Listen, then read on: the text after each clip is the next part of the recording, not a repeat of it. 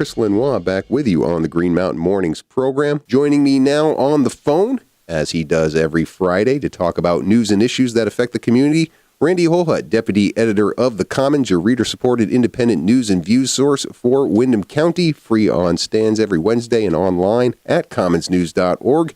Calling in from his compound in Dummerston. Happy Friday to you, Randy. Happy Friday to you and to one and all, and hi, Joyce. Hi, Joyce. Thank you so much for tuning in from she's in the upstairs bedroom, if I remember correctly, where you set the radio for her? In the living room. In the living room.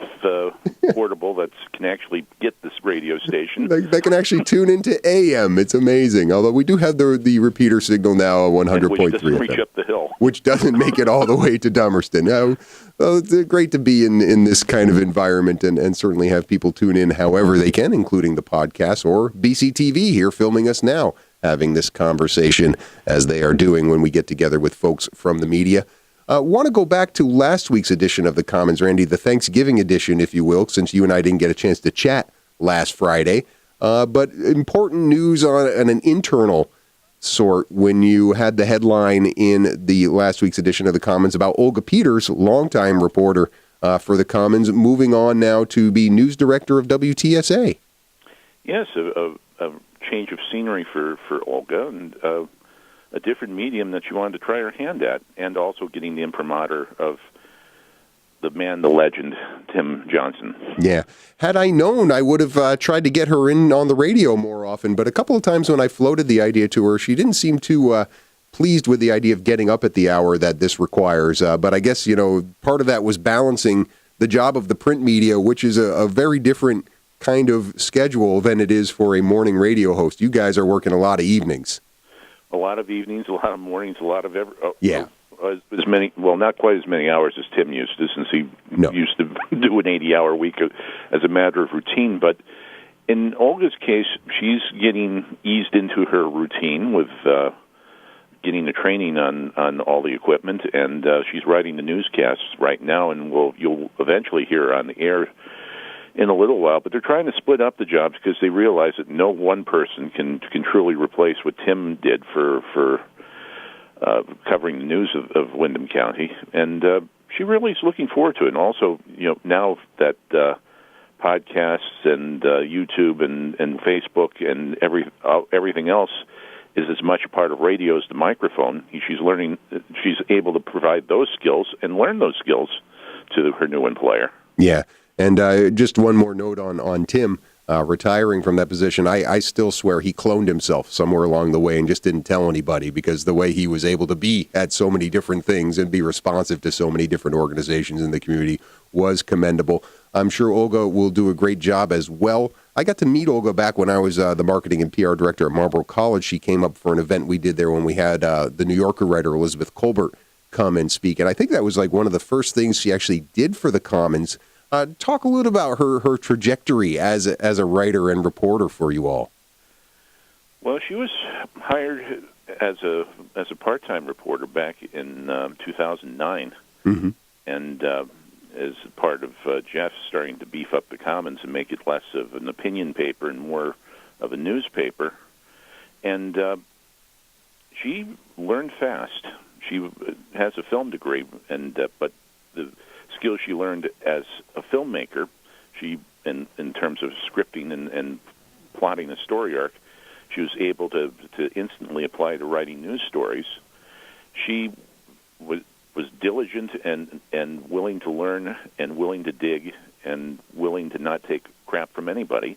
And she really established the reputation of the newspaper as it grew into a weekly. She really was the face of the paper and how we got her reputation. Yeah, you and I often, before getting on the air, say, all right, let's talk about the Olga show. I think you said on at least one occasion here when you'd see her byline, her ability to cover things and provide, I think you've called it before, a 360-degree view of a story. Yeah, she could do that. She was the skills she brought to the job when she was on at her best were amazing to see. And one of the frustrations was in the contest that we enter, the Vermont Press Association and the New England News and Press Association, she really got awards for her work. Yeah. Because she never wrote the contest bait that the judges seem to like. Right. She just wrote good news stories that people responded to. Yeah. Of course, the participatory stories that she was on, like, her relationship with the fire department. Right. She almost has got enough training to start jumping on the fire trucks and do calls. Who knows? They may need her at some point to do that, but certainly a great addition for WTSA to have her as part of their staff. Now, you guys have some coverage there to compensate for Olga with Mike Fair, Wendy Levy. I noticed your byline in the paper a little bit more this week. Jeff Potter with the byline in the paper. Is that the plan for the Commons here for the time being, is to kind of maintain the staff you have? Well, I haven't heard a plan yet, but okay. I guess that's what's going to be, that I'm just going to get more at bats. You'll get and have to fill in for her. Mike, of course, will do what Mike does. And now we're sharing Mike with the Reformer now, as readers may have noticed that his stories are popping up there. Yeah, he's everywhere. So we're trying to adjust, and of course, in the new landscape since November 8th is making it difficult for some nonprofits to raise money, and we're still working on trying to get our act together and maintain the paper we've built. Yeah, and that certainly is something that I wanted to close this segment in appreciation of Olga Peters and her contribution to the Commons and to the media landscape here with, is that, yeah, I mean, this is a situation where you all, if you do restaff, or part of what determines whether you restaff is the support of the members who join the Commons, and certainly at this time of year, is when you do a drive to try and get that support. You can go to commonsnews.org, become a member, and you get the perks like I get, which gets it mailed to my mailbox, and I don't have to go driving around to find one, which isn't always easy, by the way, on a Wednesday or Thursday to find a Commons just somewhere, because people snatch them up pretty fast. Or Jeff falls asleep and the paper gets to the printer late. Yeah, indeed. The perils of having one person do way too many jobs. Yes, indeed. But commonsnews.org, the web address, we'll get to some of the stories found in the pages of this week's edition of the Commons after the bottom of the hour news break here on Green Mountain Mornings, WKVT. 41 degrees outside at 21 minutes before the 9 o'clock hour. Green Mountain Mornings continuing now with your host, Chris Lenois, and our Friday conversation with Randy Holhut, Deputy Editor of the Commons, your reader-supported independent news and views source for Windham County, free on stands every Wednesday, online at commonsnews.org, and whichever one of those places you go to read the stories there, you'll see a few with the byline of Deputy Editor Randy Holhut, including one, Randy, on the front page where you went and covered a Hunger Council meeting. November 17th was the date of the meeting. Talk a little bit about the discussion that went underway there. There's a couple different stories in the Commons that have to do with the Trump effect, but this one in particular on nonprofit services. Well, this is the time of year, of course, that hunger and homelessness kind of rise to the top of the list of everyone's consciousness. And the Hunger Council, which is pretty much a consortium of leaders in the community, as well as the frontline people who run the food shelves in Windham County, get together and discuss strategies and what to do. For this one, they had some members of the legislature come sit in on the meeting and discuss what's going to happen in Montpelier as well as Washington with new leaders in both places. And the fear is that there's going to be less money available at a time when there's still a considerable amount of need for the services. Yeah, I mean, the state of Vermont for food assistance, for fuel heating assistance as well. A lot of low-income services dependent on federal funding, but there is some state funding as well. And as you point out with Governor-elect Phil Scott, and he's talked a lot about wanting to find efficiencies in the budget. Won't say what that means as far as what he might cut or eliminate or any of those sorts of things, but certainly people concerned who rely on funding from those sources. And it's not like the situation was rosy to begin with. I think, people always kind of criticize social services for the glut, right? And people taking advantage of it. But really, we know that's not the case, and we know these people aren't exactly operating with robust budgets with a lot of room for cutting. Yeah, most of these food shelves are staffed by volunteers. They don't have full-time, or if they do, it's one person that's there full-time. And it's mostly reliant on private donations, both in terms of the food drives as well as monetary donations, and the money that they get from the state and federal government is just the difference between being able to operate at all and not. So was it a meeting where it was mostly just talking about possibilities? Were there action items that were talked about as far as what the legislators might do, or how the different organizations might coordinate differently going forward? The main thing is just to make sure there's a presence up in Montpelier when the Ledge gets back into session in January. The halls get kind of crowded when the legislature's in session with lobbyists. Yeah. And, of course, the old saying that, the poor don't have lobbyists. This might be a time for them to have that in the form of making sure lawmakers and the governor and his staff realize that there's still a need for these services and how much it's needed. It's the new thing that's happening is the breakfast in school and having universal school meals for breakfast and lunch, because there's too many families where that's the only reliable meals that the kids have every day. Right. Yeah, the free and reduced meals program for breakfast and lunch, the summer food program that extends that during the non-school year. A lot of these things, certainly I can understand where people have some concerns about it. And when Governor-elect Phil Scott or President-elect Donald Trump talk about the free market fixing some of these problems and cutting taxes and putting more money in these people's pockets, that's not necessarily going to make up the difference in terms of the loss of the budgets from some of these social services, is it? It's not going to make up the difference at all, because that's one of the biggest lies of the last 40 years. That the trickle down effect. It's more like the trickle on effect, because everyone gets trickled on by the easy now family show. Easy now. Trickle down. You don't have to reach for the Darryl button. That's what it amounts to. It's a lie. It's always been a lie, and it's going to like the crowing of the carrier deal that you probably talked about earlier this morning. Spent a good deal of time on that yesterday and today. Yeah.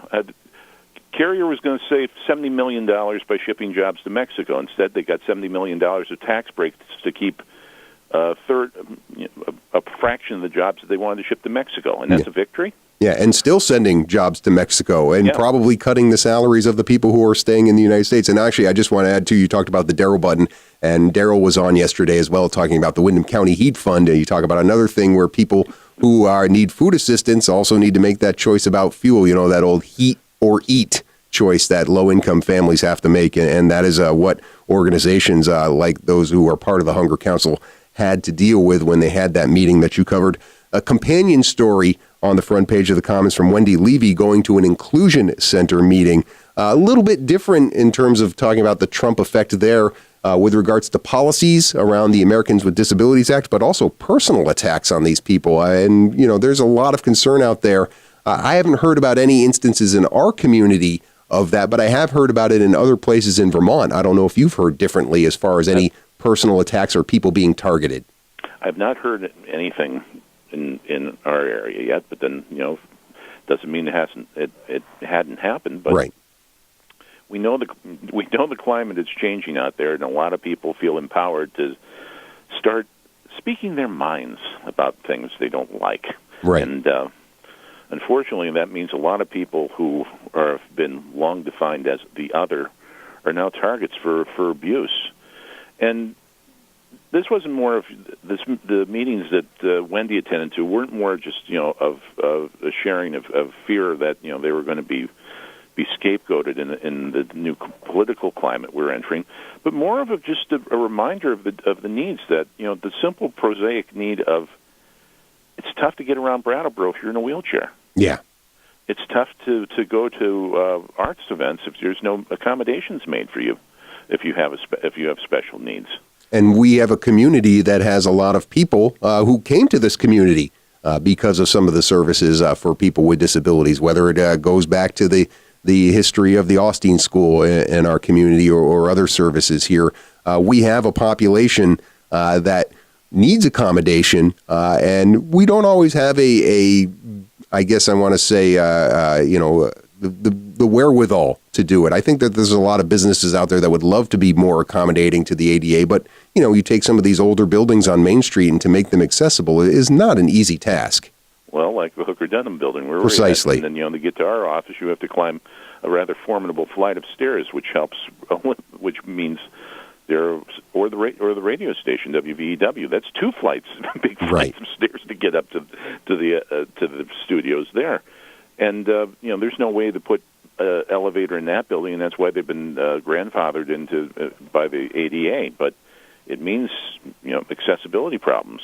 Yeah. So again, much like the question I asked about the Hunger Council at the Inclusion Center meeting, were there things that they determined they were going to try and do? Any concrete action items that they were saying, here's what we're going to do in terms of trying to raise awareness about this or take action?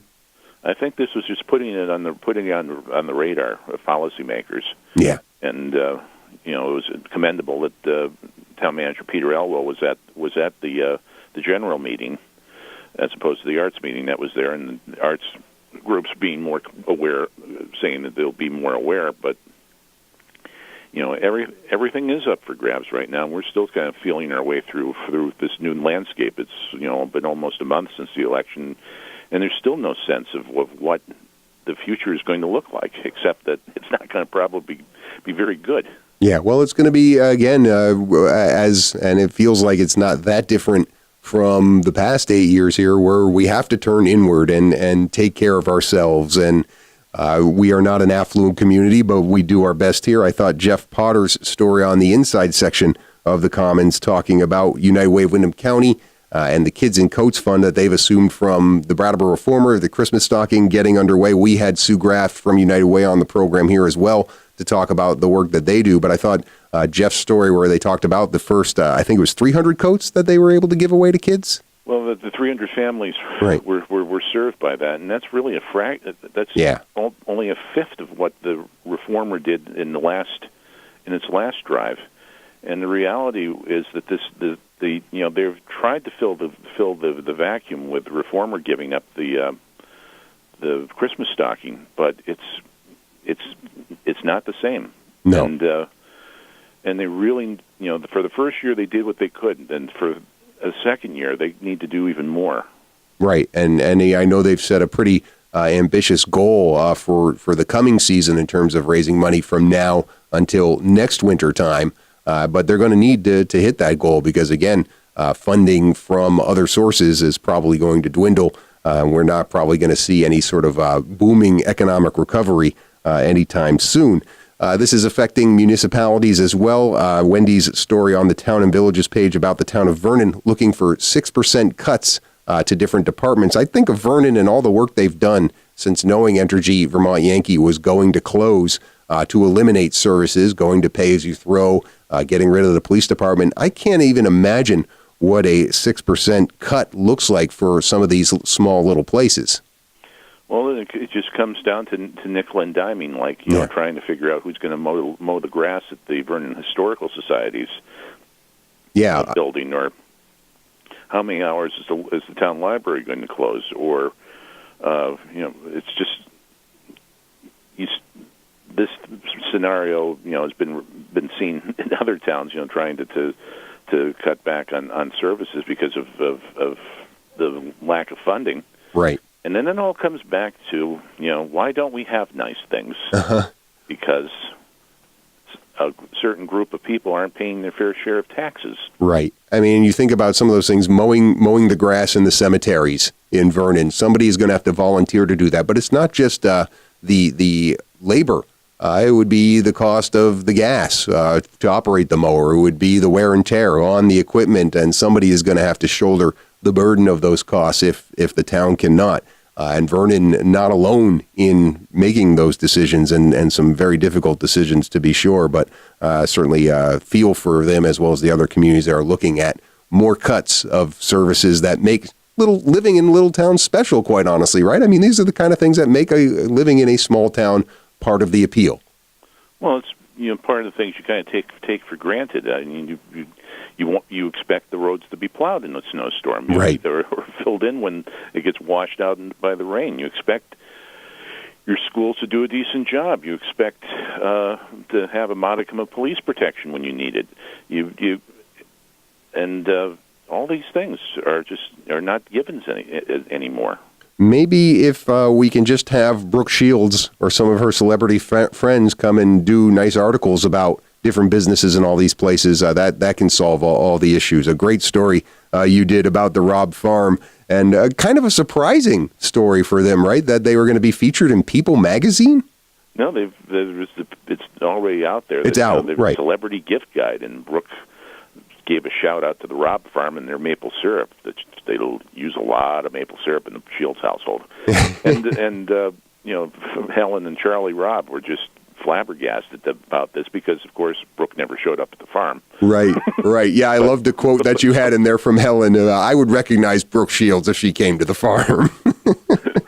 But one of her people, or maybe Brooke herself, stopped at the Vermont Country Deli, picked up a bottle of or a can of their Robb Farm's yummy syrup, and gave them a shout out. And it's great that a farm like the Robbs, they work hard there, and they've managed to pull off the transition from being a dairy farm to being beef purveyors, and as well as maple sugar purveyors. Yeah, I've had Helen on the show during a lot of times during the stroll to talk about the farm tour and that story, and it's really a Vermont story, right? That perseverance, that adaptation, it's really embodied there in what the Robb Farm has done out there in West Brattleboro. Really embodied in a lot of entities here, including the Commons and all the great work you guys do each and every week. Appreciate you spending a little time on Friday with us talking about it, Randy. Hope you have a good weekend. You too. All right. Once again, Randy Holhut, Deputy Editor of the Commons.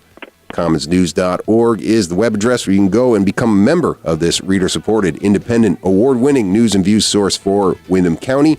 Back to wrap up this edition of Green Mountain Mornings right after these messages.